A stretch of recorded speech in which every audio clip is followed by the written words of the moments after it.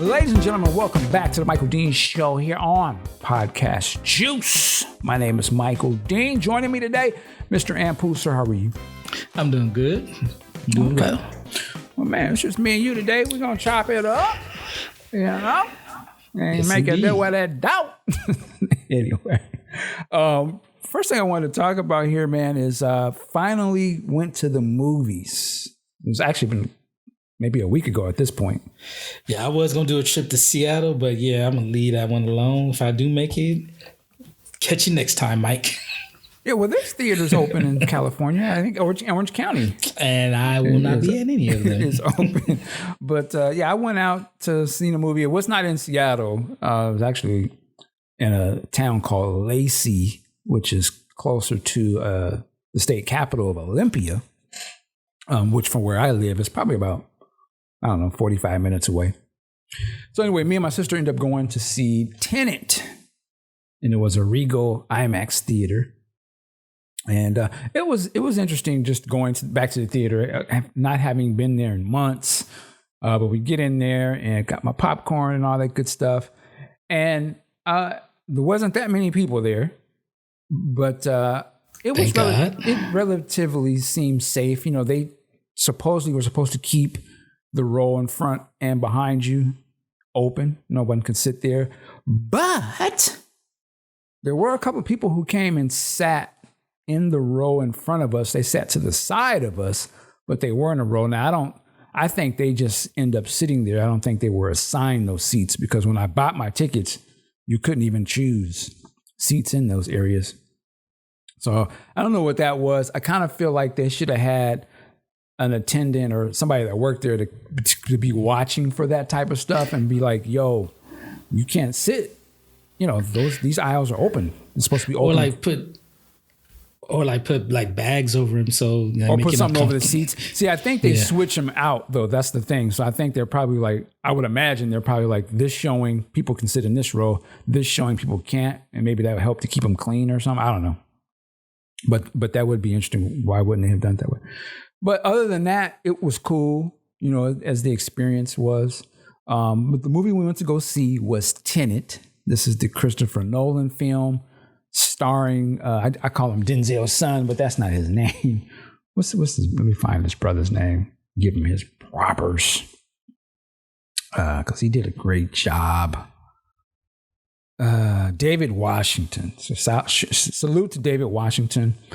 But I want to do a review of this movie. I'm not going to spoil it, but I do have some things to say about this film. And this is a film that was highly anticipated for a lot of people. So let me say this off the top.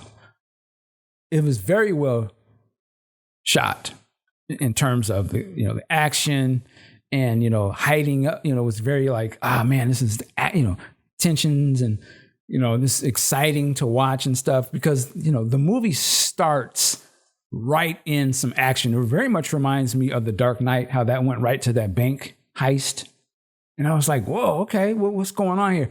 This kind of starts just like that, but even more like on some like, whoa, what's going on here? And not going to spoil it. I'm going to tell you kind of what starts off, just to give you some context. You start off, and it looks like there's some sort of assassination type thing going on, but it's like at a opera house or something. So it's full of people. And you get that there's this very important guy. He's up in the box seat and he's got guards. And you see these masked men sort of like making their way in, and it's about to go down. And then you also see David Washington, Denzel's son. And I'm going to call him Denzel's son, hopefully, because he actually does not have a name in the movie. They never call him by any name. And I think even when you look at his casting, it just says protagonist. He doesn't even have a name.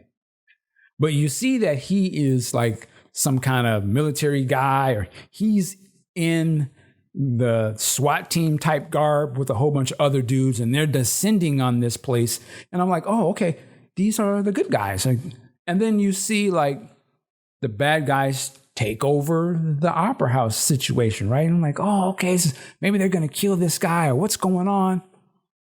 And there's a very interesting thing where as they got everybody hostage and everybody just doesn't know what's going on, they pump this gas into the auditorium place, and all of the audience members immediately fall asleep. Like they gassed them. And the bad guys put on masks, and the good guys already got on masks. So I'm like, yo, this is crazy. They don't want people to know what's going on. Like, what is, my mind is like, whoa, this is wild. And the very important guy in the box seat, his guards are kind of like getting ready, like, oh, okay, this is about to go down. You see Denzel's son making his way in, and without like telling you what's going on, and half of the time you don't really know what's going on either. It comes down to, he's got the important guy, and it seems like he's trying to get him out of there, and he has to fight off the other guys, and it's very action packed. I'm like, yo, this is crazy. But stuff starts happening when you kind of like, I'm like, and I'm waiting for the catch because I know this is a Nolan thing. I'm like, when is the time, the backward shit about to start? Because I saw the trailer. None of that is happening, but what I think is happening is maybe they aren't the bad guys, and maybe they're not trying to assassinate this guy. But what is going on here? Why did they put all these people to sleep? And it starts to get a little confusing, but I'm like, okay, I'm just going to go along with it. And then there's a part where Denzel's son, it seems like he fails or maybe he dies. I don't know what's going on. But then he wakes up on a bed. And I'm like, okay. Oh, so he was in the Matrix? Or I started to think, oh, he's in Inception. Remember like in Inception, they would put you under? Yeah. I was like, oh, is this some Inception type shit? Like, well, okay. And I'm like, and I'm not explaining it, but he wakes up. And remember in the Matrix when Neo, I think it was the second movie, he went into that room and it was the guy with the white beard. Oh, Lord. and the architect. Yes. The architect. And you're just like, I don't care how smart you think you is. It just goes over you. Oh, shit. This, you start listening to him, and all I was like, this snake, like it's on some other shit. It's like, okay, sure. So he wakes up basically to the architect, and the architect is just like dropping heavy stuff, and I'm like, huh? I'm like, okay, this is Inception. But then he's like, no, this is what's going on. We have another mission for you. And I'm like, huh? What the hell is this one about? No, we got something else. It's more important, and the whole world is at stake. You're going to have to go deal with this. So they send Denzel's son off to some other shit. I was like, okay. He was in the dream world. I don't know what the fuck that was about. He goes to meet somebody else, and it reminds me of James Bond. It's like, oh, remember James Bond, you're going to get the mission, and you're going to go to the person who has all the gadgets and stuff. And this movie is moving hella fast. I'm like, okay. Cool, let's go to this. Now, let me backtrack. During that first mission that the movie starts, there's a part early on when you Denzel's son, he's talking to like, I don't know, some commander or something, and they're like, I don't know, jumping out of a plane or something. They have face masks on, like breathing masks. And so he's like, I was like, huh? What did he just say? And at first I'm like, he just said jump out the plane and go on the mission.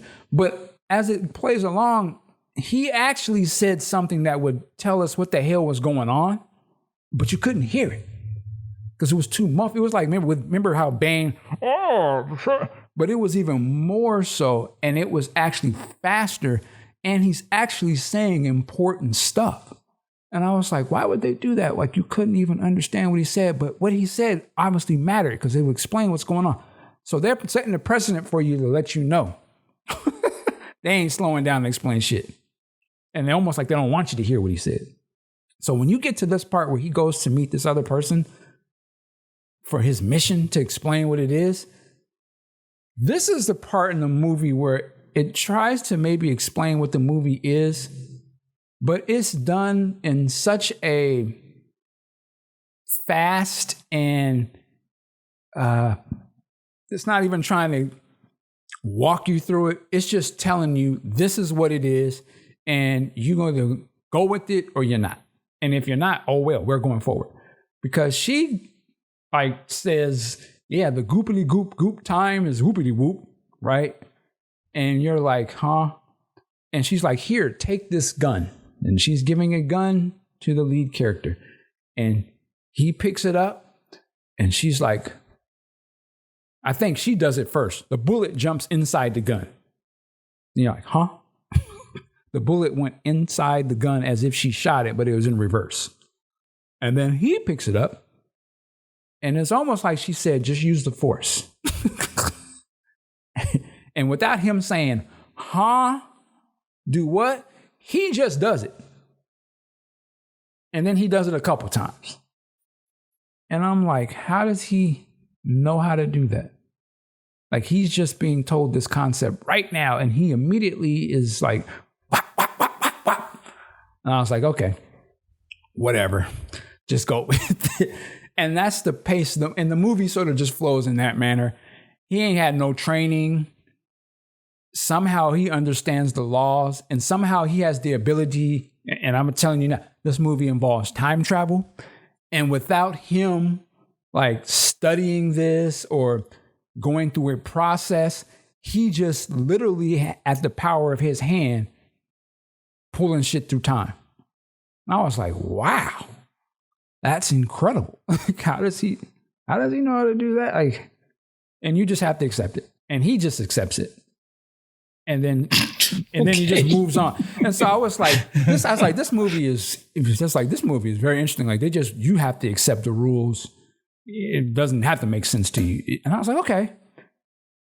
And that's all I'm going to say about what happens in the movie. You've seen the trailers, and so you understand that there's things going in reverse and some dudes are going forward. And the problem I have with this movie, even though I think it's shot well, it's action-packed, at a certain point, it loses you because it moves so fast and it's dealing with time travel. So, for instance, it could be showing you I'm going to use the Inception as an example. In the Inception, they go into the dream world, right? You remember in the part in there, while they're in the dream world, they go into another layer of the dream world? Right?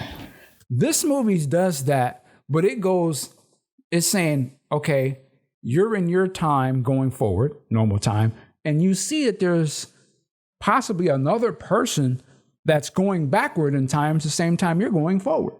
And you're interacting with that person. What? And you're like, okay. I see that in the trailers, in the commercials. It's this guy's going in reverse and something's, okay. That's hard to wrap your head around, but you could slowly wrap your head around it. But then what it does is it says, well, now I'm going to show you the perspective of the guy that was going in reverse to you. Let's flip the movie and show it from his angle. But while he's doing that, he's also going to jump back in time again. And you're like, okay, wait a minute. Now you're showing me the perspective of the guy going in reverse, but now you're going to have him even jump back into another perspective of reverse or forward. And so it starts to do that a couple of times. And that's, to me, the problem of the movie, because it does it so fast. I assume it's intentionally hiding the dialogue from you that explains this. It tells it to you so fast, and there's so much other noise going on. You can't hear what they're saying, and they're saying important stuff for the story. And so you're missing, like, what? But it's going full on fast, and it's action packed. And I'm just like, okay, the action is dope. Oh, this is a car chase, and Denzel's son is actually driving in reverse because he's going against time. Wrap your head around that. They're physically showing this to you, and it's fascinating because it's like, is he driving in reverse, or is it that he's going reverse into time and he has to swerve out of the way of people going in? You see how it sounds crazy? And this is a high-speed chase. It was fascinating to look at it, And, salute to the special effects because I was lost. I was starting to get lost. And I'm like, okay. And then it jumps back to the other perspective. And the story is progressing. And it's one of these stories that is a simple story because it's like we have to stop the bad guy story or the world's going to blow up. That's really the story of it. It reminds me of James Bond. It's like this is a very simple premise, but it is told in so convoluted way. You can't understand what's going on. So when it gets to the third act action battle and you literally got armies of people, you don't know who's the good guys or the bad guys. And you don't understand, like, okay, I see the bad guy. He's right there. And I see the good guys. And there's this ticking time. Bomb is about to, literally just the ticking bomb is about to blow up. But you don't understand what's about to blow up. Like, well, is it a bomb that's going to blow up the world or is it a bomb that's going to blow up? Like, I don't even understand what they're racing to do. And that's why I was like, there's no stakes at this point. I don't even know what the hell is going on. And I see Denzel's character doing something. I see Robert Pattinson doing something. He's jumping back and forth. So I have no idea why should I have tension? Because what is he doing? Like, he's surviving everything because he obviously, and then when the thing happens at the end and he reaches zero, the bomb goes off, you don't understand what's blowing up. Like, what's going on here? And that was the problem to me of the movie. As exciting as it looks, I didn't know what was going on. And I didn't understand the stakes. So it was just like you were watching a big battle. It was pointless. I was like, this is kind of pointless. Like, did they win or lose? And at the end, I didn't understand, did they win or lose? I was like, okay, did they win? Or what was going on? And then they show you, they do that whole Nolan thing at the end. And I'm just like, what was it? I don't even know. Was that clever? So that was the problem with the movie. It got too complicated and it lost me. I didn't understand. I just didn't understand what was going on. The great things about the movie was some good action type stuff. The set pieces were cool. Like the whole car chase part, and that was fascinating. Some of the other parts, there's a lot of action in this movie. Tight. Denzel's son, again, he doesn't have a name in this. So he's just like secret agent, badass dude. So he's like the kid. Yeah. And it's interesting because they play him on one hand where he's just super serious. And I'm like, he's obviously a young guy, but how does a young guy get to be this advanced? And he's not scared or nothing. Like, he's capable of doing all this stuff. But then what I thought was interesting about the movie, there are instances in the movie that, in my opinion, play to the fact that he's black in this world.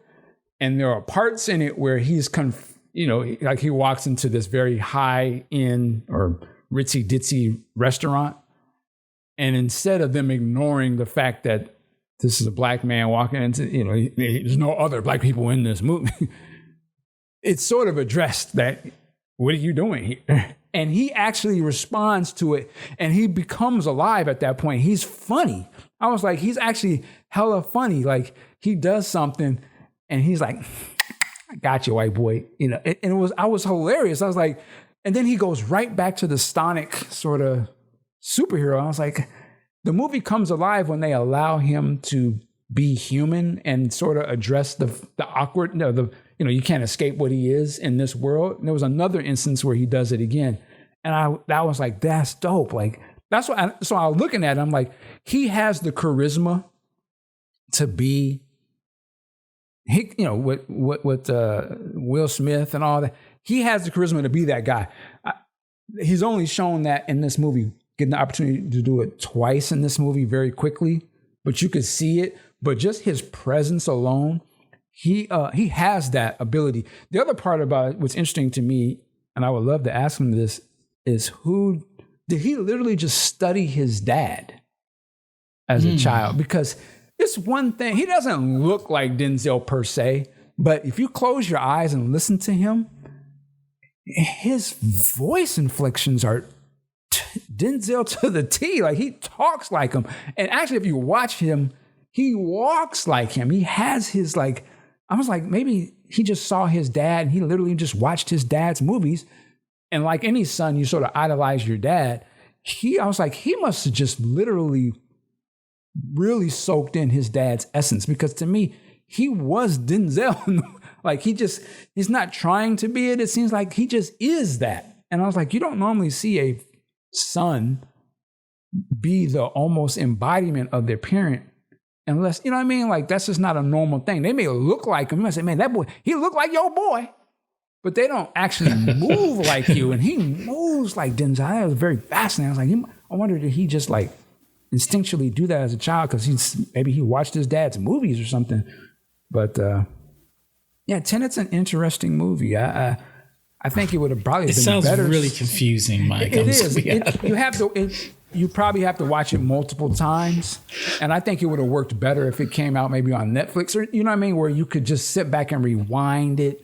And really, because I can tell it's probably super layered and all that old kind of shit they be talking about. But just going in to watch it, it's not to me, it's not a movie that when they say, oh, this is going to kick back the cinema. No, it ain't. Because it's not really, I hesitate to say, it's not fun. At the end of the day, you walk out and it's not fun because you just don't know what's going on. And so you kind of tune out. It's like, it's just there's a lot of action and craziness going on, but I don't even understand the stakes of this. It's too layered, like slow. It was like slow. Nolan slowed down. And again, I think they did that on purpose. I think he intentionally made the audio, the voices sound like that, so you couldn't understand it. So you'd be just as out of, delusion or confused. But the characters, they're not confused. So it's an interesting sale, because normally you would say, well, who's the character that's the audience, right? That they can relate to, and how that, he's being affected by the world around him. All of these guys in the movie, the lead character, for instance, he doesn't bat an eye out this shit. He just accepts it and he's a master. It's like it was like if they just said, here, Luke, here's the lightsaber for the first time. And then he was just as badass as his dad. Like, he's Rey. In a sense, yeah. But even Rey has she doesn't come into her awareness until the very end of the movie, where she, pulls the lightsaber in her hand. It's like, okay, I'm a badass. He just started off the gate, like Jedi Knight. I was like, huh? I was like, okay. I was like, this is a comic book movie almost, but it's just the most, it wants to be so smart. It's like, just be a comic book movie. Just be James Bond or whatever. You don't have to put all this extra shit on it. So I don't know, man. I would give Tenet, if I was using my Marlin system. I would give it, man. I give it 3 out of 5. Okay. So worth watching. It's worth watching. It was worth watching. And salute to David Washington. I hope he gets another vehicle where he can really be seen doing his things. I think he's got the guy who from Twilight who's going to be Batman. He was dope in this. He's definitely got the chops. Yeah. People keep trying to throw the emo tag on him, but he just keeps stockpiling great performances. Yeah, no, he's dope. He's dope. I'm not going to say anything bad on that, but yeah. So. Well, you just gave that 3 out of 5. I'm quite sure there's a film that you just watched that you probably want to give 4.5, if not 5 out of 5. Alive, right? Oh, let us know that you watched it. Yes, Alive. This is the Netflix zombie movie. Was it a Korean zombie movie? Yep. Mm-hmm. Now, did I lie that Korea should just do all zombie virus outbreak films from now on? They got it on lock, man. That movie. Now, that was a good movie. Now, if they had put that in the theaters and they were able to hype it and get people to word of mouth, that's the type of movie that would just feel... You walk out of there like, yeah, like that was fucking great. Yeah, it's edge of your seat entertainment. Yeah, that was a great freaking movie, man. And even to the ending, because just the way, like if you've seen Train to Busan, you've seen Peninsula, the way like they don't give you the happy ending. They give you some, but they don't give you like, oh, everything's gonna be okay. So when you get into the end of the film, you think like, damn, they really gonna do this, and you believe it. Yeah. Yeah. So, props to them. The emotion. The other thing about it is that, you can either watch it subtitle or dub. It doesn't matter because the way that these actors, their performance is really great that you just get instantly invested in their story and how it's going to resolve. Yeah. I watched the dub version and not mad at it at all. I love that. It's one of those movies that surprises you. It's like, because I was kind of going in thinking, this might be kind of corny but then when I heard you was like, no, this is good. I said, okay, let me watch it. And I started watching. I'm like, I said, yeah, this is on Train to Busan level. Like, okay, this is that shit. And I love it. They understand how to do suspense and make you want to talk back at the screen. And you know what I mean? It's just, the zombies coming down the hallway and like, nigga, go, what are you doing? It's like, like there was that one scene where that I think she was like a police officer or a parking attendant. She was going through the parking lot busting on the zombies.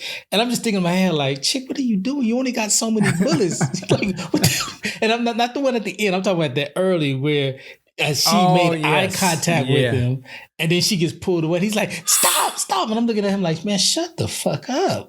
That's right. You gonna take your butt down there and save her? Right. Or you gonna be and I thought she was gonna survive. And when she didn't, I said, oh, this movie ain't playing. And I was like, okay. Yeah, these zombies ain't playing. I love it. They not slow walking. They on that ass. Yeah. So highly recommended. And then the one I loved it with the one zombie in the firefighter suit. I call him we're all calling zombie. When he figured out how to get to his prey and looked back at old boy in his apartment, I was like, no, if it had been American, that would have been so fucking corny. It would have been, but just the way they did it, and the way they act, their performance, where you just know he's looking like, okay, watch what I do to your bitch. Essentially, that's what he was saying. Watch what I'm about to go do. Hilarious. And that was a great scene. Well, just real quick, the story is that there's this virus that starts the zombie apocalypse in Korea once again, and this dude is trapped in his apartment. And he's like a YouTuber or a streamer or something, right? Like a game streamer. And he's really proficient in social media and all that. So not only is he stuck there trying to, ride this out looking for help, but he's communicating or doing his best to communicate his situation on social media. So there's that aspect that's being pulled into the story. He's looking to see what's going on with other people, how they're reporting. He's reporting to people. He's trying to stay alive and all these other things. And then he meets this woman that stays on a building across the way, and just the way they're communicating, it's just really well done. You got to see it. Yeah, it's a fun movie. It's just, I love those types of movies, man. That's what I'm like. We need more movies like that. And there's corny parts, or it's like, the good guys are going to save me in the end. But I bought all into it because it was just a fun ride. It was like, man, I was like, okay, yeah, here come the cavalry, cool. And I was like, it was all good, man. And when after the end of it, you're like, I had a good time watching that. Like that, yeah, that was a good hour and a half or whatever it was. I didn't feel cheated. I just thought it was fun, and it was some parts had me kind of low key my emotions. I was like, oh man, it's kind of sad. Yeah, when he I think he listened to the voicemail from his family, right? Now, well, I don't want to spoil the talk, but because it seemed like that had a positive resolution as well. But yeah, when he was listening to and he broke down and just listening to his father trying to struggle, whatever, with this zombie, it was like, ooh, damn, he's getting to a near hopelessness. Yeah, definitely. Yeah, so that was definitely a good call on that movie. Alive. Yeah, Netflix, man, they keep cranking out content. They ain't playing. I just saw this while we was recording. I just saw this the School Nurse Files at the Korean TV show. You take a look at the trailer. It looks crazy, and I think I'm gonna go ahead and watch it. Okay, I can check that out for sure. Now you're not over there watching Cuties, are you? Yeah, I haven't finished it yet, but I'm watching. I think I said in the chat. I think I started watching the first 30 minutes. It's not what you think. It really isn't. Netflix is trash for how they marketed it, but there's a lot going on, a lot of layers to it that, like for example, like the main character comes from an African family, and in Africa they get down with having multiple wives. So here's this. I guess she's got to be in her mid 40s, and she's starting to lose her looks. She's putting on a little weight, but she has to be on code. She gets a note from her husband who's back in Africa saying, "Yeah, I found a new wife. So get the house ready because I'm bringing back my second wife." And there's this other yes. So the daughter, she's hearing all this, and she has like no real concept, like what's going on. So she comes back. And she was looking for something, and she ends up hiding under a bed.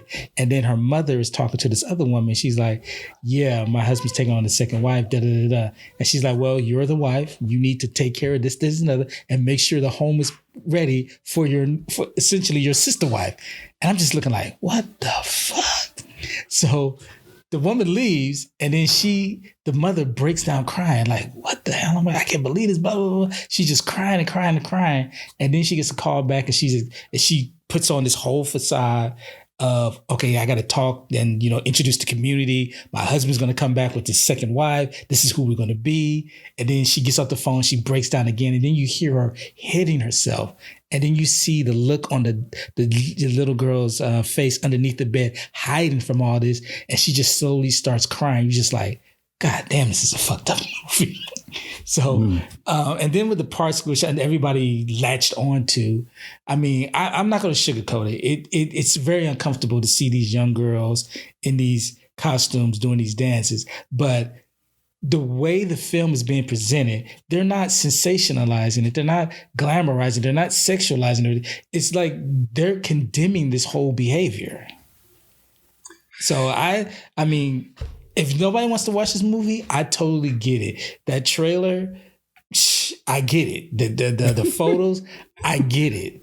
But, I think it's worth a watch just to see how this thing is played out, because it takes place in France. There's this African culture, just a lot of nuances, a lot being put in it. And that was just the first 30 minutes. And my understanding is directed by a Black woman? Or? Yes. I think she's Nigerian and French. Nigerian and French, I said. Yeah. I can't really judge it because I haven't seen the show at all. I've heard the controversy, seen the pictures and stuff. And hearing you talk about it, and I've heard other people talk about it as well, some people who actually watched it, and they were saying, yeah, it's not what they build it to be. And I don't know where to stand on it, man. I don't, it'd be hard for me to watch something like that having daughters. You know what I'm saying? Like, I don't know if I want to put that in my spirit to even think that's what's going on. But I have to say, I'm going to probably just be on cold in this sense, that off the rip, just the imagery and how it was presented, it's not a good look. Even if the actual product isn't that way, there's somebody or something that they said, let's push this angle. And I just feel a kind of a way, again, that is a person of color, is a Black person, in this case, a child, being presented, like they thought it was okay to present them in this manner. Because I'm going to just hold it the same way. Now, if that had been a white kid or, God forbid, a Jewish child, they would have got shut down off first they would have never done it, but they would have got shut down off the top, whether or not that's what the show really was about. They don't care they don't want to hear no excuses. Over. So I just have to adopt the same energy they have. I don't want to hear the excuse. You don't play around with it. You don't even think about it. We have to shut it down. So that's why I'm not going to watch it just off of that. I'm cool. I don't have time I don't even want to play around with that. So that's why I'm personally probably not going to watch it. Now, I do have to wrestle with myself and understand. I have to be honest. This is how Netflix will get down with you. That's not lost on me. Like, you know what I'm saying? Like, I love me some Netflix, but I'm going to be honest. Here's how they see you at the end of the day. Somebody in there, they had to sign off on that. Yeah. Because they in their mind, that's them kids, and we're not going to have our children presented like that, but we will have yours. Now, they may change it up now that they're being called out on it, but all I'm saying is, I know who I'm dealing with. So I'm glad I know what, at least I know up front. So I can't say nothing. If I choose to stay a subscriber, that's on me. So. Yeah, my thing is it's like, who saw that and said, we need to go in this direction with the way we market this for people to want to watch. And, I hate to say, wish ill and say someone needs to get fired, but it's like that poster. Who designed it? Secondly, who approved it? Like, from there, that was just total, just misconduct right there. And the trailer, what they chose to emphasize, very problematic. So they get what they deserve. I'm not gonna cape, not gonna cape at all for Netflix and their marketing team. But from what I've seen so far, it's a very nuanced story. And probably, it's another thing. It's the other thing that we kind of say now is, did they really have, and that's why it's interesting you said it's a Black woman who directed it. Do they have other people? Is there a diverse enough, gatekeepers there where they can make sure everybody gets to see this, so that, because there might be some, that's why I can't imagine. You mean to tell me there was just any reasonable, rationale Black person who couldn't have been like, hey, John, maybe we have a further discussion on this? You know what I mean? Because I just can't imagine they just stamped it and everybody agreed. It's all good. It's like, huh? You know what I mean? Like, so when somebody says, well, it was a Black woman director, hey, okay. Yeah, I love how they want to do that. I love how they want to do that. Yeah, what's their mind? Herschel Walker's Black. So, not every brother ain't a brother. Like, just or just even a parent was like, is this the angle we're really, like, maybe they could have said, oh, see the posters, that's a little fun. But the trailer too, like, is this, why are we pushing this narrative? Somebody had to ask that question. That's why they need to make sure that they have more diverse opinions on these boards, particularly a big company like this, because they have great, talent, content from all parts of the world that they push, and it's great. So I don't understand how they was able to let this go through when just regular people calling them out on it. It's like, man.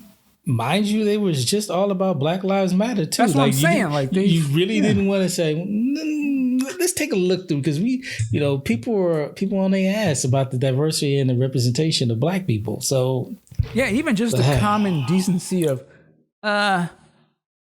this on some pedophile shit. Like, who's cool with this? Like, no, we're not. Even if they said that's not the pedophile angle, I know. So let's have a discussion, because just looking at this, you could see how someone would be like, huh? Y'all pushing kids and sex?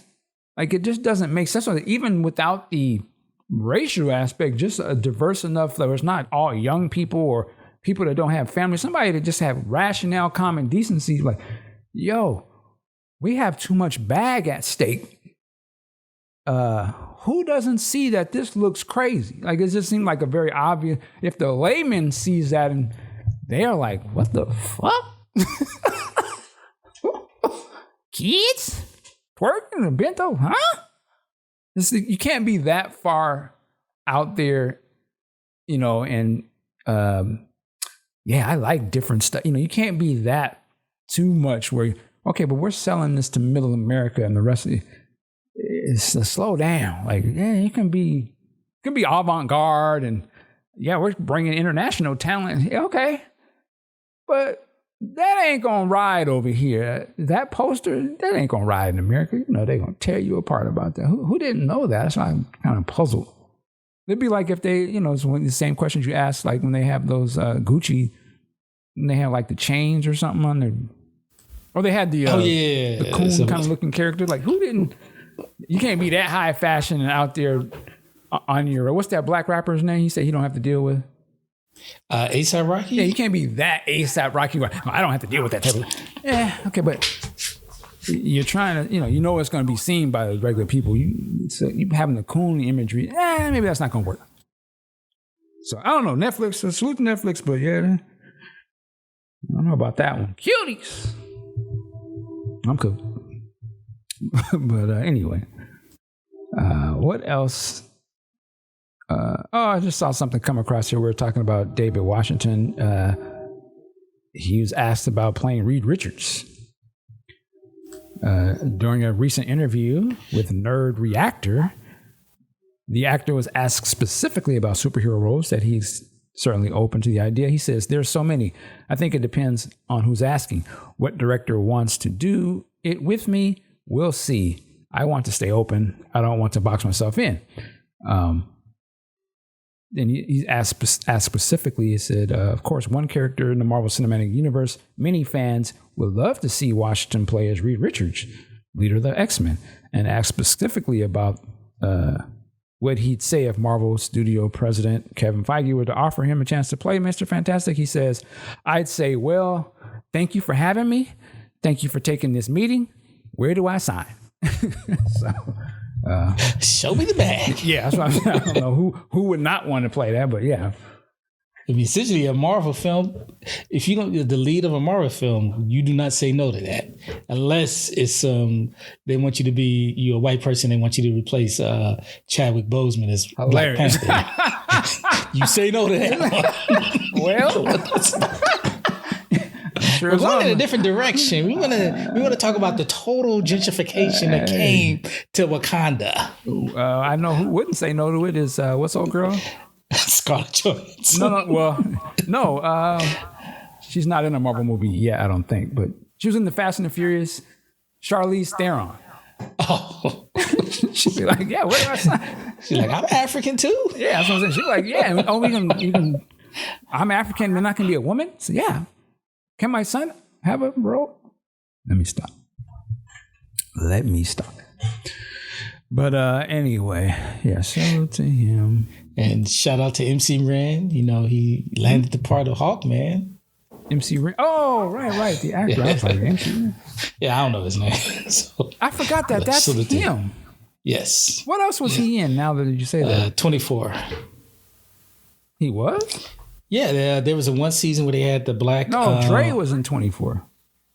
Oh, yeah, right. You're right. I can't remember what else he was in. I'm looking here to say he was in The Visible Man. Yeah. Yes, that's right. That's right. He's in a couple of things. He was in a TV series, I think, or something. That's on one of these channels. Underground. He was in Underground. Okay, Underground. Gotcha. Yeah, I'm like you. I do call him MC. I call those guys. Damn it, easy, Jason.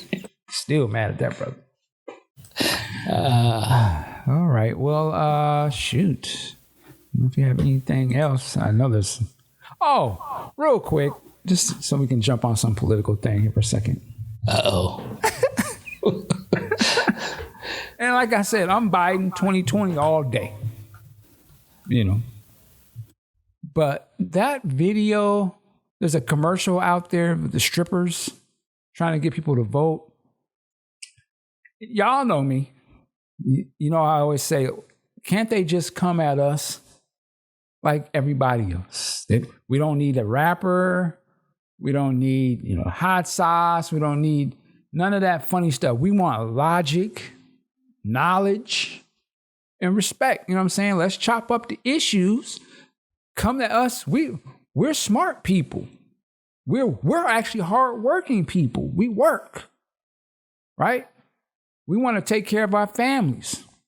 So when I see they have the commercial with the strippers talking about get your booty to the pole, they popping. I have to say that for me, that's an insult, man. And I say that because now it's mainly women of color, black women in that video, right? They talking about so-called black issues. They talking about Black Lives Matter type stuff and black this in that video. So it's no question who they targeted.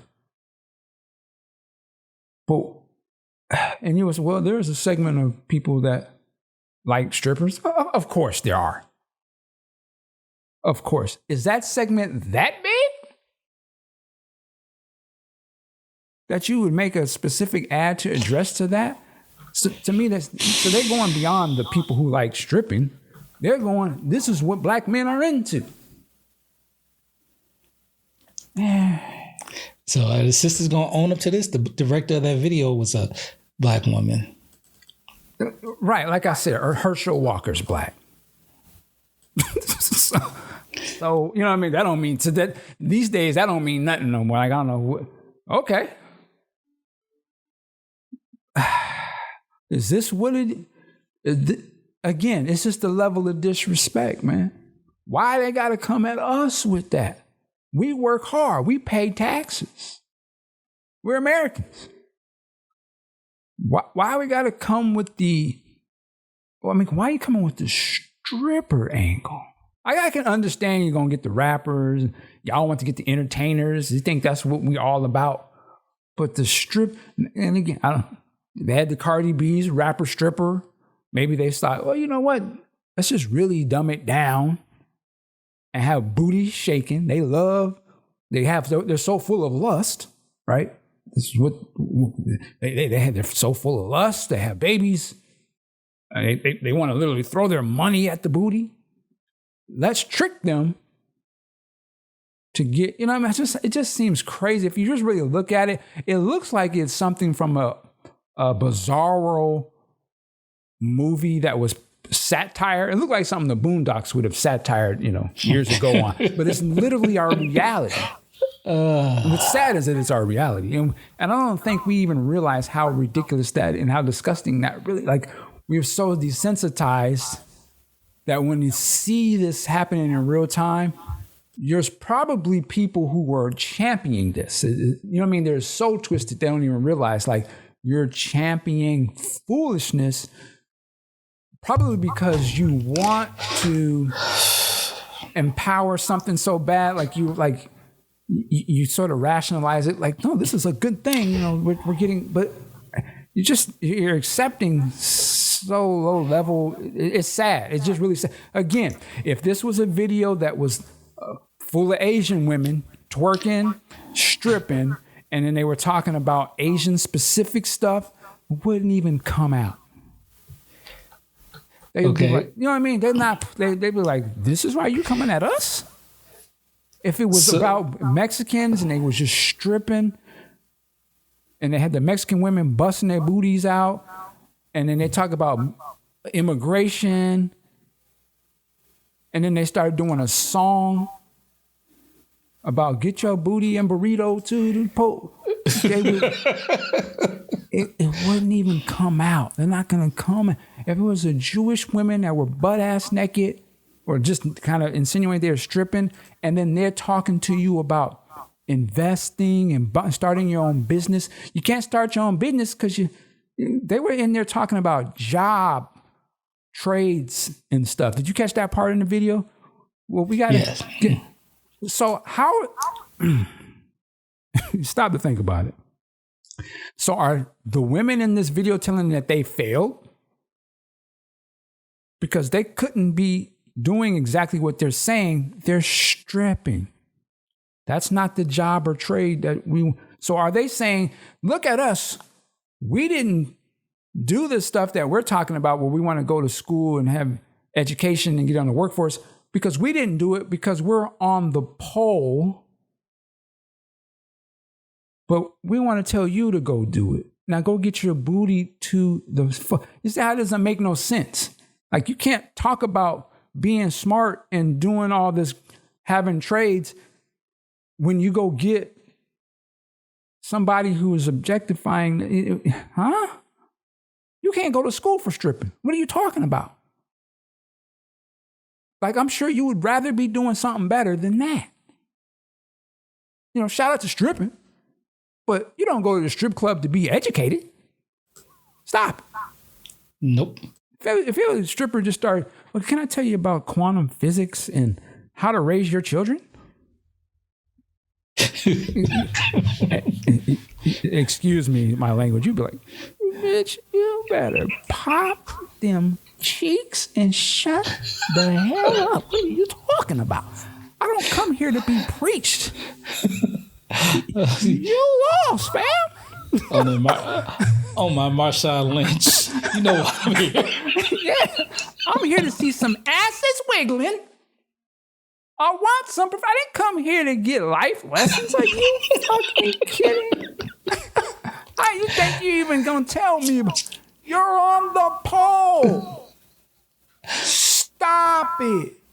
So listen. Wait, I'm sorry, real quick. So the director, she responded to a tweet from Tariq. Now she said, "I am the writer-director, and I am a black woman. Emphasis on black woman. Okay. I was not paid for this and used my own money." She put all caps. That's why I'm doing that. "And money raised from a GoFundMe to pay for it. Black people," and this is where I'm like, of course, this is black men's fault. Of course. "Black people, especially black men, are ignored by our government. And I want them to know they need to start paying attention. Get your booty to the hashtag, get your booty to the pole." Right. That actually makes it worse. The fact that she did all this on her own and it was crowdfunded and it wasn't by some white person makes it worse. Because this is how you see your sister. Stop it. Stop it. Somebody clapped back at her. "Black men are ignored in part by said government because black women like you roll with this logic. What are they supposed to think? If any black man told you this a good look, I'm not going to say it. Never mind." So let me, yeah, and so using her logic, she should not bat an eye when somebody does the commercial and it's pimps, right? And he's out on the street and he, "Come here, girl. You got my money?" "Yes, daddy." Then he's like, "Okay, count it out." He said, "Okay, you register to vote?" "No, Dad." "Well, you know you need to hold on for a second. Close your mouth. Listen, y'all. Get out here and vote, you know, so we can have job opportunities for the black community." Da-da-da. You would be like, this is ridiculous. Oh, man. But then if say, well, I'm using your logic. Black women are ignored. And so we want to appeal to, you know, the base level. So just how y'all had the saying, "Get your booty to the..." Bitch, go vote. Now, if they had a song and "Bitch, go vote," "Bitch, go vote," they would be outraged. So that's all I'm saying. The same energy.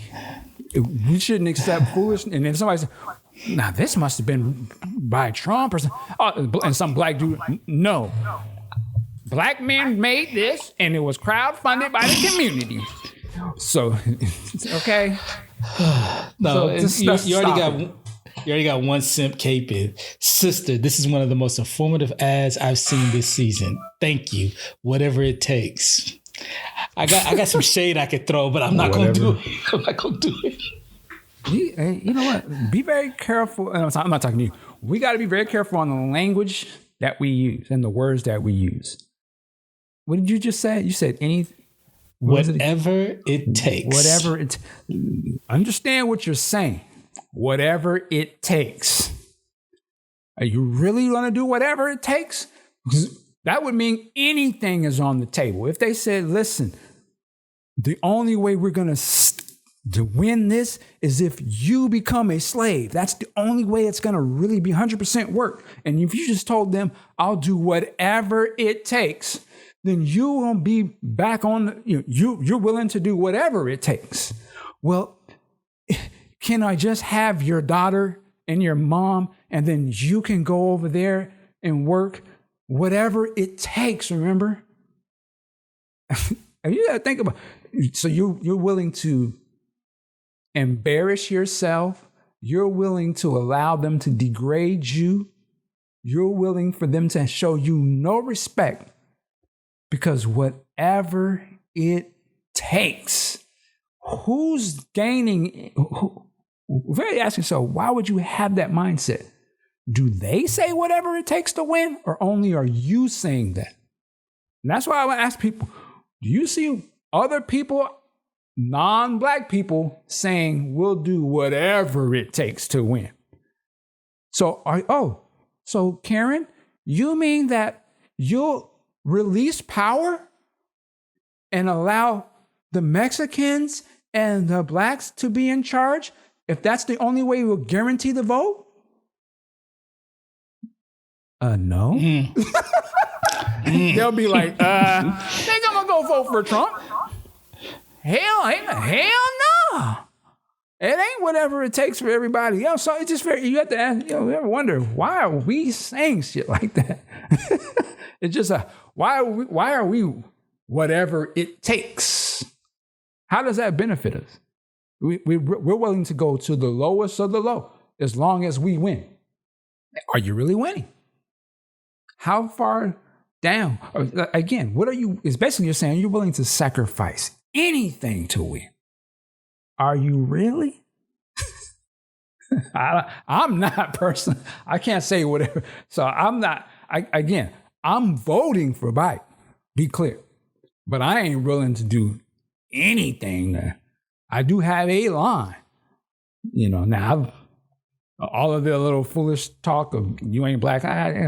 Okay, whatever. But if he was just to come out and be talking some crazy shit, I'm not gonna just cape because anything to win. Nah, and same with this commercial. That's when you can do that, but not we all ain't a monolith, so we ain't all. I don't co-sign that message. I'm cool. That's we're not all the same, obviously. But are you more or less likely inclined to get your booty to the polls? Listen, I'm going to go to the polls regardless, but it's not because my ancestors died for this. The stripper told me or the rapper told me. None of that. Like, don't even come at me like that. That's what I'm saying. To me, it's an embarrassment. That just goes, it's a deeper thing that it's saying. And I'm not with that, man. I'm not with the disrespect. I take it as disrespect. That's how I take it. And it furthers when you speaking, when we were discussing how they see us and how they're trying to galvanize us and get us to the polls, is recently there was an interview with Kamala Harris. I forget who she was speaking with. And she was asked, who was the best rapper alive? It was Angela Rye. And Kamala named Tupac. Now, people are going in onto the part where she flubbed, or I guess she went on autopilot just with Tupac. Every answer is Tupac. Who did the March on Washington? Tupac, But to me, what I feel is the more egregious part of this is the fact that why was that a question being asked to a vice presidential nominee by a black, quote unquote, reporter for a black outlet? It's like, there's more to us than entertainment and musicians. Like you said, these rappers, that this is not the way. That's not the only way to connect with us. I didn't need to be relatable to Barack Obama. Quite frankly, Barack Obama isn't relatable to me. That dude, that's a super high tier Negro. Let's just keep it 1,000. I didn't need him to be talking about, my jam was James Brown, funky drummer and all that stuff. I didn't need to, when I found out that he had Prince play at the White House, that didn't really do much to me. It was like, that's a cool thing that Prince did. It had nothing to do with Obama. And I'm not shitting on Obama, but it's the point of, why does everything, as you have outlined, why does everything has to come back to being relatable to the black community through forms of entertainment? In my opinion, that question was trash. Just like in 2016, Charlemagne asked, what's in your purse to Hillary Clinton? Come on, stop it. Well, stop it. I would say to the Angela Rye thing, I haven't seen the interview. I saw the clip, but I don't know if that's a that that's one question, and then they spent another 30 or 40 minutes talking about some real stuff. So I would give it a pass if that was the case. So I can't really judge it. You know what I'm saying? Like, I hear what you're saying, though. But in my opinion, that should not be a question, period. I can understand that. They keep hitting us, oh, this is the most important election ever. The stakes. We need to get Trump out of here. But when you're interviewing the candidate, you want the electorate to know whoever the favorite rapper is alive? Come on. Right. And I'm going to answer the question. Why do they ask these types of questions? Why do we see this thing? In my opinion, because in my reality, they see us as their entertainment. And that's how they want to deal with us. So we're always going to be associated with, entertainers or, soul food or, some of these things, which are things very important, sort of our culture and different things that we like, the fun stuff, the entertaining things, very important. But that's just how I think we've been almost bred to see ourselves that way too. We watch the same media as everybody else. So the way we are presented throughout the years has always been the entertainment. And so it's no different. So I'm not shocked that a question like that was asked. And I'm not shocked that we would ask, us as Black people would ask each other that question. We're not immune to the programming, as you say. I would just question again, because we are smart, and I would say that Kamala Harris is very intelligent and Angela Rye is intelligent.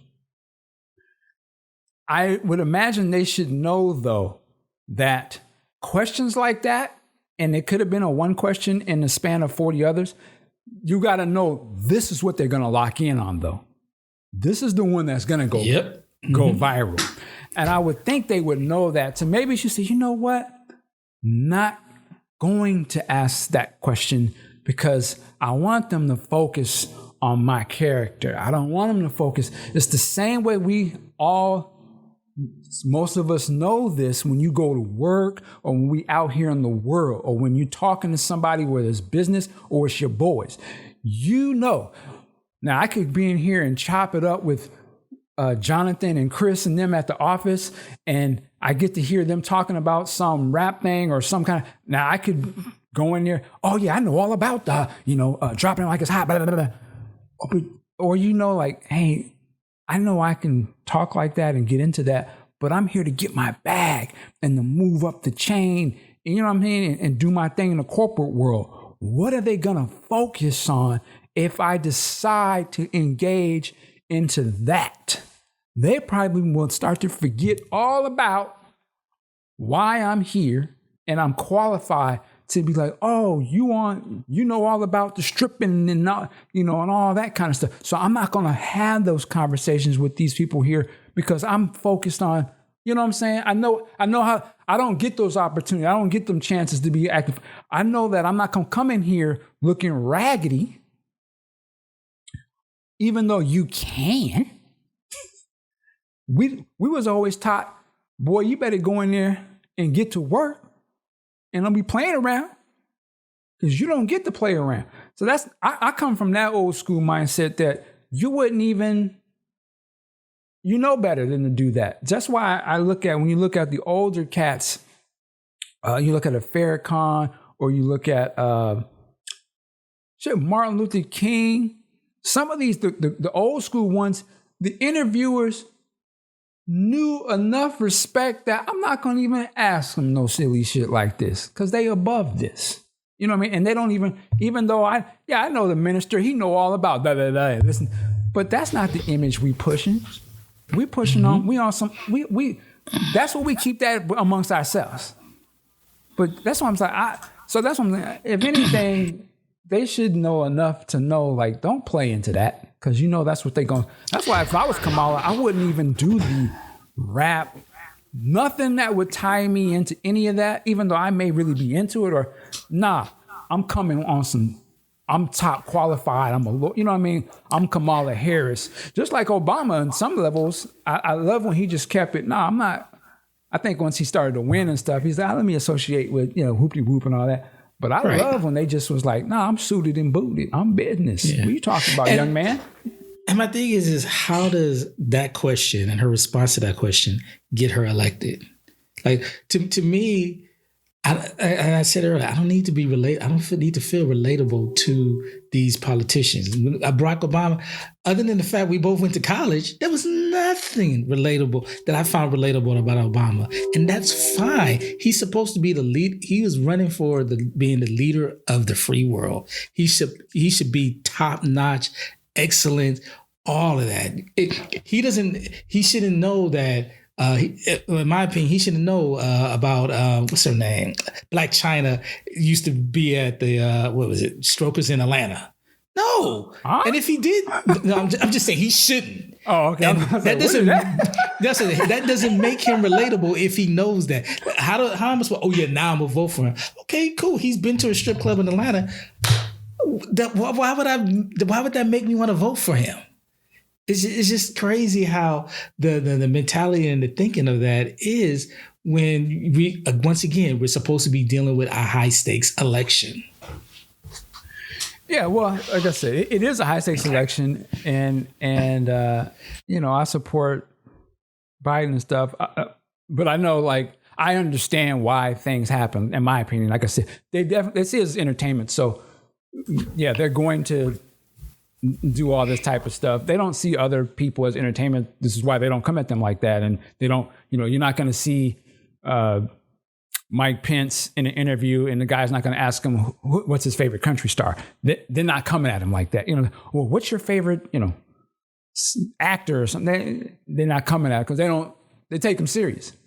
Even though whether he's qualified or you think he's smart or not, the level of respect, they don't see themselves as entertainment, so they're never going to address themselves like that. They don't see us as they see us as the fun people, and then we see ourselves that way too. So like I said, we'll say, oh, let's do a stripper thing, or let's do a video where the guy's sagging and he's a gangbanger. Again, would they do a gangbanger and then he tell you to go stop banging to go vote or something? You know what I mean? Like, only if you thought that there was something funny or it was entertainment would you even address people like that. And that's just how we are seen. And it is what it is. So some of you don't, and we do it, we don't even recognize that we be doing it. We're so conditioned to not think shit about ourselves. So we wouldn't bat an eye about that. You fight a black person over the right to do that, right? So it's just funny style, but that's where it's at, man. We are the entertainment. And when you know that, you can deal accordingly and you can make a choice to how you want to get down. And so there's a lane for to be the entertainer. You can make a lot of money just being the entertainer about shit. No doubt about it. And you be playing a great game. Like, okay, I ain't mad at him. He went and got his bag. Then the question is how far would you go, to win, right? That's why I say you got to sometimes look at the language we speak. 50 Cent, get rich or die trying. I mean, that sounds cool, but actually, if you really put that in your spirit of what you're saying, that's a loser's language. You know what I'm saying? Get rich or die trying. Yeah, because I'm quite sure Bill Gates and they're not. They don't live that. They're way richer than 50 ever will be. Exactly. They're not gonna die trying to get, why would I want to be rich like that anyway? Why would I want to die to be rich? You know what I mean? But a loser mentality, mindset that has been subjugated for generations would say some shit like that, and it would be seen as a good thing. Like, from that mindset, yeah, get rich or die trying, or I'll do whatever it takes to win. That's why there was a great book. I think I mentioned. I don't know if it's around here, The Language Codes or something. I'm telling you, man, it'll make you think about a lot of the shit that you say and why you say it and what is it actually saying to your subconscious. That you're sort of allowing yourself to start to wallow in, these phrases that we be saying. And look at the people who don't actually say that type of shit and how they are versus the people who say these phrases all the time. I would have to catch myself working like a job. You really have to catch myself to think, well, what does that mean? Like, work it like a job. Should you really even have a job? But I'm not going to go into Okay, Dave. Yeah, okay, Dave. I'm going too deep. But anyway, I'm on that good bang right now, I guess. Shout out to Bang. Star Blast. That's the one I'm drinking. But yeah, man. So, go vote. I'm appealing to the level-headed adults. That's my audience, I guess. Appealing to the people out there the guys out there tricking off their money. I guess that's the commercial for you, dude. Yeah. Somebody's gonna say that we should put a voting booth in the strip club. We get 100% turnout. Okay, sure. Whatever it takes. Yes. It's like in an unprecedented move in Georgia. They have extended the voting hours till 3 a.m. Right now in select counties. Well, yeah, and now we're going to give ballots to everybody on WIC. Now, when they say that, don't say that. Well, hey, that's whatever it takes.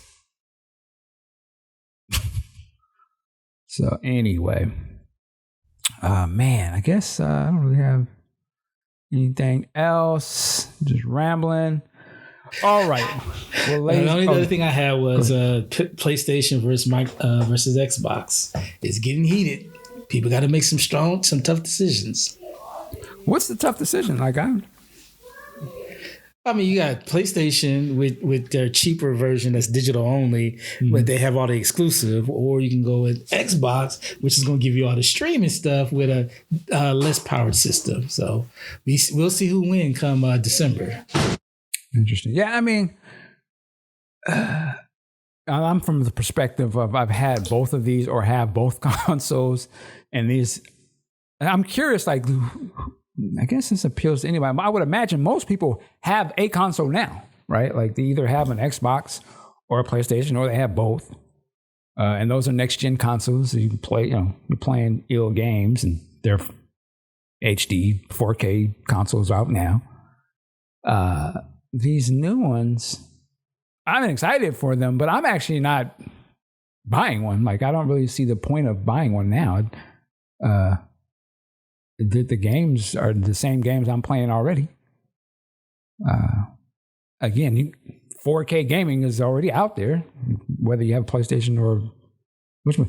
So I don't really, to me personally, I'm in no need to go get any of these. Now, I think they're dope, but I haven't seen nothing yet that makes me personally, as a hard gamer, want to go get. Allegedly, the hardware is improved, so now they can do better games because of the new advancement in tech. So that's why I just need to see those games you're talking about. Because I understand it is more hardware, but again, it's the same games to me. So it's nothing. I ain't seen nothing yet that I can't do now on my console. That's why I'm waiting. So when they show me that, then I might be like, oh, okay, let me go get one of these bad boys. Well, Xbox, they made a boss move because they've been getting crapped on saying PlayStation has better exclusive. So Xbox was like, all right, let's go buy a new gaming studio. And they scooped up Bethesda, which gives you Doom, which gives you Fallout series, which gives you Elder Scrolls. So we'll see how that goes for them. Yeah, and those are not games to me that would make me buy a system. Like, I played the one Doom. I thought it was cool. Played it for maybe a day and a half. Oh, okay. Fallout, I've had a couple of those before. It was originally a PC thing. It ain't fucking with Call of Duty, so I don't really play it. Elder Scrolls, that game came out when? Almost 10 years ago, right? 2012. Yeah, that's the one everybody swears Did they by. Announce a new one? Or something? Okay, I play that now. Why would I? And I won't play it now. Why would I? What? So I guess they know something we don't. Again, show me the game. That's all I'm saying. I don't see. I say the same as Sony, and Sony got the ill exclusives. But again, those games are available now. So they haven't announced a game that's supposed to be I guess they got Spider-Man, but so are they saying Miles Morales is not going to be available for the PS4? I don't think they said that, have they? That I'm not sure. I'm not sure. I mean, if PlayStation was smart, they'd make it a PS5 exclusive to try to sell consoles. That would be crazy. Well, yeah, and that would be. So you're going to all those millions of people that are willing to spend money. You don't want that money? You think they're going to? Yeah, you got to think of the bigger picture. Yeah, but I'm just saying that would be crazy. That would be crazy. But I mean, maybe I don't know. That's what I'm saying. To me, I play Spider-Man now. Uncharted, ain't no new Uncharted game coming out. They just came out with Last of Us 2 banging. So that ain't new. Ghost of Heshira or whatever. I'm playing that right now. That's fabulous. So again, I just haven't. They need the content that's going to make me get excited over this dope new hardware, which is dope new hardware. But again, it's playing the same games I can play on their dope hardware I just got. That's already out. And I don't have you can play 4K 120 hertz. Okay, show me. First of all, what TV you got that can do that? That you ain't spent $2,000 on? Stop it. So, yeah, we'll see. Definitely, we'll see. But salute to the consoles. I'm all in. I'm a gamer, so I love it. And even salute to Sean and Stadia. I hope that shit works. You know what I'm saying? I hope it. Oh Lord, do what it do. It's about to get hot in that space. But yep, I don't play games on that level. But for those who do, then it's all good, man. Competition is good. I'm gonna call it now. I think Stadia maybe got another 2 to 3 years, if that. And I think Amazon's gonna take the lead. And I no real inside knowledge or any of that. I just look at Bezos and Amazon. They got money.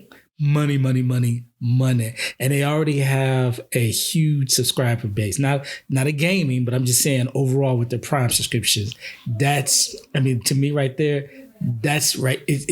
That's a deal breaker right there. Because you look at what happened when it was placed. When you look at the HD DVD versus Blu-ray, how did Sony win? They had an install base of millions, tens of millions, which became hundreds of millions of gamers that now had a gaming console and a Blu-ray drive. So I just think Amazon, if they really all in, which they've been quietly buying a number of studios, and they have it has to be hundreds of millions, if not $500 million Prime subscribers. That's hard to beat. Yeah, I mean, and let them make it free with your Prime subscription. Sure. Game over. I think whoever makes it free is going to win that, my opinion. Right now, to me, I think that appeals to a small niche, maybe, but so are we saying that you would get this because you want to play games like what? On any device, I guess that's the pitch. You want to be able to play a game on any. I think originally this, and I'm sure Sean will jump in here, but in the comments, the initial market was for like PC gamers per se who didn't have the hardware to play some of these games, and so here, this is going to be hosted on super hardware in the cloud, and you can ratchet up the resolution on these games and play them, right? To me, when I initially played cloud games back years ago, that's how I jumped on it. I didn't have a great enough laptop at the time, but I can't remember who it was, one of the original cats that were doing this back in the day. And I was like, okay, this is kind of cool. But as it's now getting mainstream, I'm curious to like, what's the catch of this? Because it's like, if the average consumer ain't tripping over having the dopest hardware, if all the hardware is dope, then it's the ability to play a game on any device, I guess. Is that the calling card of it? And I don't know if people really want to be playing games heavy on their tablet or their phone, where it's the same gaming experience as playing a console game. You're not going to want to play a console game on your phone, are you? The thing that I would look to is the fact that I think people might have side-eyed and be like, huh? When, these smartphones got more developed and, you can watch a Netflix on there, you can watch a new YouTube. And, like me, I'm like, I don't want to watch on my phone. To this day, I think actually the last couple of weeks, I've actually started watching Netflix on my phone for a little bit. But, there's a generation that's growing up like, yeah, that's how I watch all this stuff. That's how they do. So, you're saying like, do you really want to watch it on the tablet? I mean, play it on the tablet, on the phone. Well, I'm saying a console game. I'm not saying a game. Gaming is huge on the phone, but I think it's a different type of game than a traditional, you're absolutely right, console game. But until you have that opportunity that available to you, you don't know. And now that they do, it could be like, yeah, I can easily play this on my tablet. Yeah, I can easily play this on my phone. And we just don't know yet. I think that's what I'm saying. I think the games would have to be more geared toward that, because I think they're so heavily geared to a controller and the visual aspect of being able to see certain things and the way the menu on the screen is, situated, the overlay, which I think is a different overlay you would have for a smaller screen or a tablet. Like, it's just a different type of, I think, what you would want to respond to. Again, that's why I think when you look at these mobile games as opposed to traditional hardcore, Call of Duty type of game, it's a different type of, physical way you would want to play that. You can't really get into you wouldn't be able to do a fast-paced Twitch shooter on a screen, even if they got the latency down to absolute, nothing. I just think the game would have to be laid out different to actually be fun enough to want to play it that way. Or even like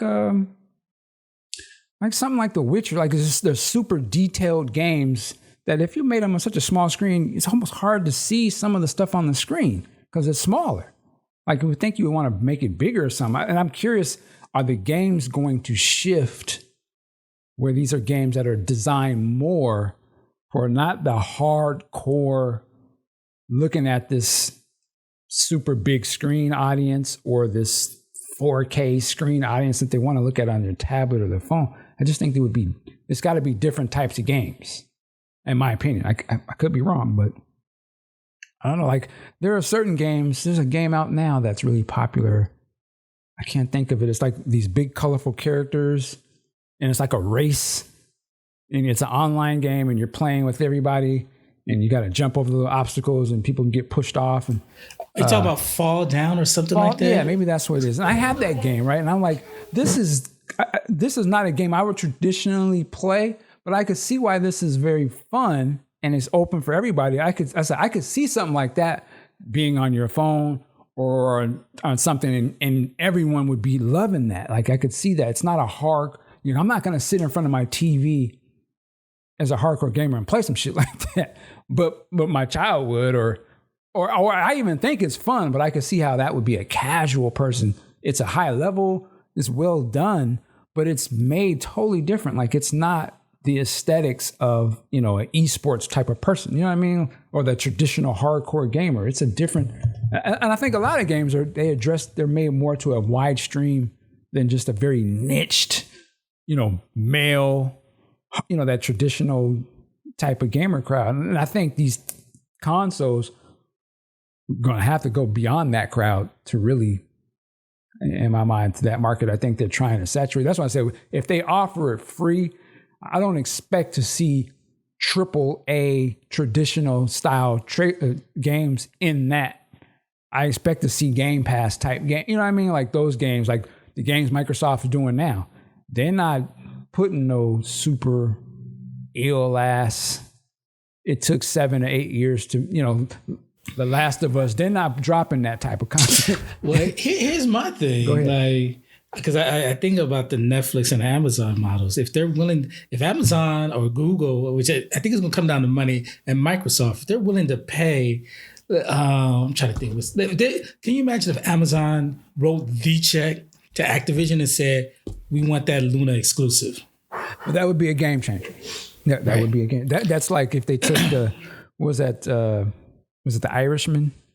Oh yeah. If there was, and not to say whether you think that movie was good or not, the prestige of, was that Francis Ford? Who was that actor? Martin Scorsese. Scorsese. The prestige of getting the super top tier talent like that and giving him $200 million. I mean, that's a game changer, and there's no tickets involved in the sale of that. That would be like you're saying, Amazon or somebody. They went to like Naughty Dog or the top game what's the big, if they, Activision and say Call of Duty and said, listen, we want the same quality. We're going to pay you even more than what they were going to pay. And we want it. We're going to put it out for free on this Amazon gaming service. And it is the traditional hardcore AAA title. That's when then that would be a game. It would take somebody saying it's free. That's what I'm saying. It would be free. And it's the same quality you used to on the regular stuff. That would change the game. They would own it. If they did something crazy like that, then they'd jump to the top of the line, and that would change the game. Or Microsoft writing a check to 2K for NBA 2K, because that would be a big one. Or Google going to EA for FIFA. And you might not know this, but FIFA is one of the top selling games yearly. Yeah, so, for sure. if they did that, like, it's exclusive only on Google Stadia. Yeah, that's when they're going to get that install base. Yeah, I would agree. Yeah, if Google was like, listen, let's just go get fucking, what's the next one? The new Batman game, or you know what I mean? Like, just write the check, just do it. We're thinking long play. We can come in here and disrupt the game, and we're not doing the you buy it. You got to buy the game. You sign up, you get this game. Yeah, everybody named Mama gonna sign up then.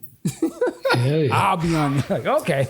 So what we saying is y'all be prepared for the game to change. It's gonna happen. You got to get on. Don't get left behind. Hey, that's gonna be very interesting. It's gonna probably take Amazon. I could see Amazon doing something crazy like that. And the crazy part about it is, I just said that, and I just keep thinking, like, Nintendo keeps defying the current landscape. They got this system, which is probably 3 generations behind the current Xbox and PlayStation, and real simple controls, and they're just making hundreds of millions of dollars every year. Yeah, their brand loyalty. When you think of Nintendo and the games, you know what to expect, and there's a certain level, so they're gonna ride with that. They put in the work to earn that, though. They're the ones, in my opinion, that defy this hardware thing, because they're not putting out these beasts of machines, and they're just making money with their IPs. Yeah, because they put in, like I said, man, when you put in the work and people know what you are capable of, then you can do that. You're gonna always say, okay, it's a certain level of quality. They ain't, even when they had some missteps, they came right back and rock me. So their fans like, we buying it off the rip, because they know, what I mean. They appeal to their base, pure, and their base is, and their thing is, we're doing high level excellence to what we know. And so they're always going to probably be successful. Any company that does that, they're basically like any super strong brand. They like McDonald's, man. Like, it don't matter. McDonald's, McDonald's, the food is crap, but it's a certain level, and you can go to any McDonald's around the world, and they're gonna be people up in there buying them burgers. You know what I mean? Their brand loyalty is that strong. It don't matter what they selling. McRib. That's ridiculous. Well, McDonald's, though, you know what you. Yeah, okay, I trust it. Go ahead. Yeah. Nintendo's they locked in. But anyway, man, that's the game, and got me into the game. Yeah, I've been playing the hell out of that Ghost. That's, man. I'm an Xbox dude. Let me be clear. I have been rocking Xbox for years, but when I got that PlayStation, I was like, man, I was missing. They got some of the illest games. I'm just gonna keep it a buck. Like, just the quality of them is just impeccable. Like, just as a gamer, I respect that they put so much, effort into making these games, man. Because they top level, man.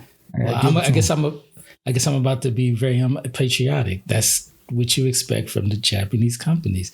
They value the quality, the experience over getting it out and making that money. And, you look at the Activision, they do, in my opinion, they do make some great games. EA, we absolutely do make some great games. But when it comes to Sony and Having that guidance, you seeing Spider-Man from 2 years ago, great game. This new one, Ghost of Tsushima, I think that's how you pronounce it. God of War, Last of Us. Yeah. It's being pushed from that Japanese arm. What's the other one I got? Detroit Being Human or something like that? I went ahead and picked that. Oh, man. Woo! Beautiful. Just an experience. And it's in 4K and all that.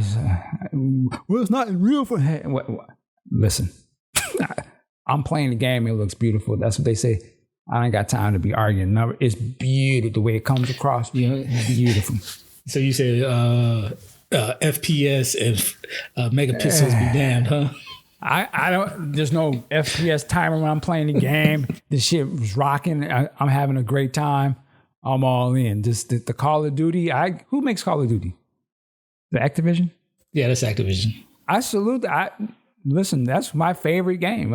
I play that bitch all the time. I can't wait for the next. I played the alpha or whatever the other week. It was dope. They have a certain level of quality, and so far they've been knocking it out of the park, man. I didn't used to be all into that game like that. I play that I bought it the day it came out a year ago. I'll be buying the one that's coming out in a couple months. The quality, the gameplay is impeccable. So I give them my money. They got me as a customer. I be buying the little packs and shit. They got this skin and that little pack. Let me go ahead and get that. They got me all in. I know they making a gang of money off them fucking games, but salute to them, man. Salute to them. All right. Oh, my Robin Power. All right. We're about to get up out of here. It is storming outside. Be safe, sir. Hungry. Same. But Ampu, where can they find you online? Twitter and Instagram at Pooh. All right, ladies and gentlemen, you can find us at Podcast Juice. I hope my voice wasn't too crazy. I'm using a different mic today. I brought another mic to try it out, and so I have a different sound. Hopefully, it sounds good. But definitely check us out at podcastjuice.net. And work it like a job. We'll see you next time. Peace. Get your booty to the polls. Bitch, go vote.